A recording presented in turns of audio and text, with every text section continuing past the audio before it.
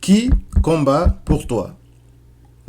L'être humain est à la merci des forces des ténèbres parce qu'elles ont quelque chose en lui qui leur donne le droit, le pouvoir, la liberté de l'oppresser et de l'opprimer. Les démons peuvent rendre l'homme sourd et muet, Matthieu 12, verset 32, et on peut en trouver plusieurs dans un seul homme, Marc 5, verset 8. Satan lui-même peut aussi entrer dans un homme, Luc 22, verset 3. Ils sont attirés par le péché. Ce qui rend l'homme odieux devant Dieu le rend agréable à Satan. Ce sont l'impudicité, l'impureté, la dissolution, l'idolâtrie, la magie, les inimitiés, les querelles, les jalousies, les animosités, les disputes, les divisions, les sectes, l'envie, l'ivrognerie, les excès de table et les choses semblables. Galates 5, 19 à 21.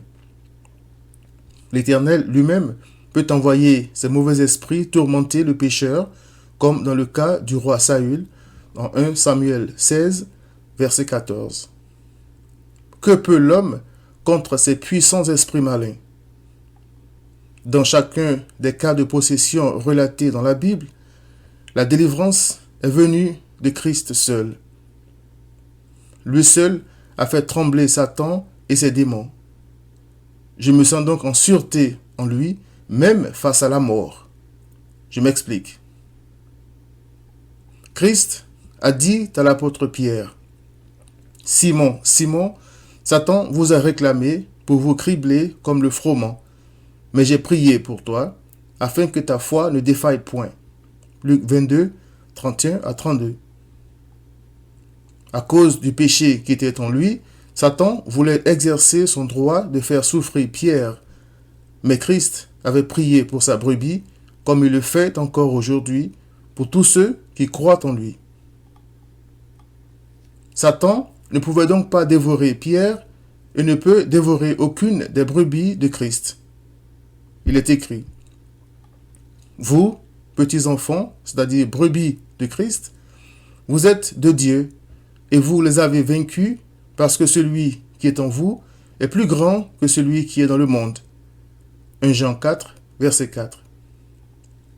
Sans Christ pour le protéger et le défendre, l'homme est une porte ouverte à Satan et à ses démons que nul ne peut maîtriser sauf Christ. C'est devant lui seul que nous les voyons se prosterner. Les Écritures nous donnent l'exemple d'un homme possédé qui brisait des chaînes et que personne ne pouvait dompter dans le pays des Gadaréniens.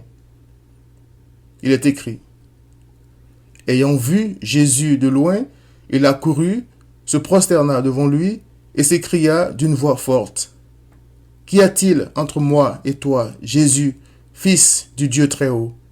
Je t'en conjure, au nom de Dieu, ne me tourmente pas. » Marc 5, versets 6 à 7.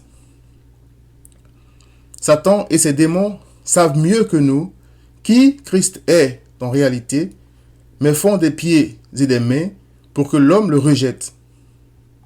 Ainsi, ils manifestent leur haine pour l'humanité. Ils préfèrent que nous restions et mourions dans l'ignorance afin de subir le même sort qu'eux.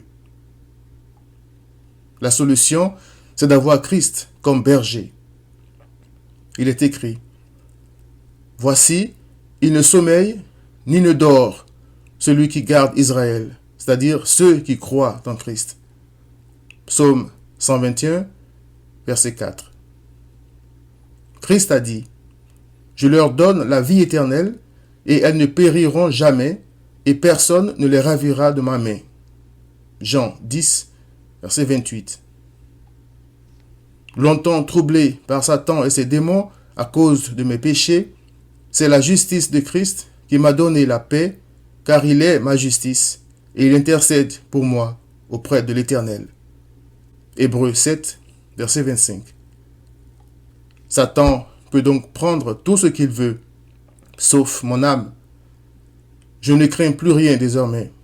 Même quand je marche dans la vallée de l'ombre de la mort, car Christ est avec moi.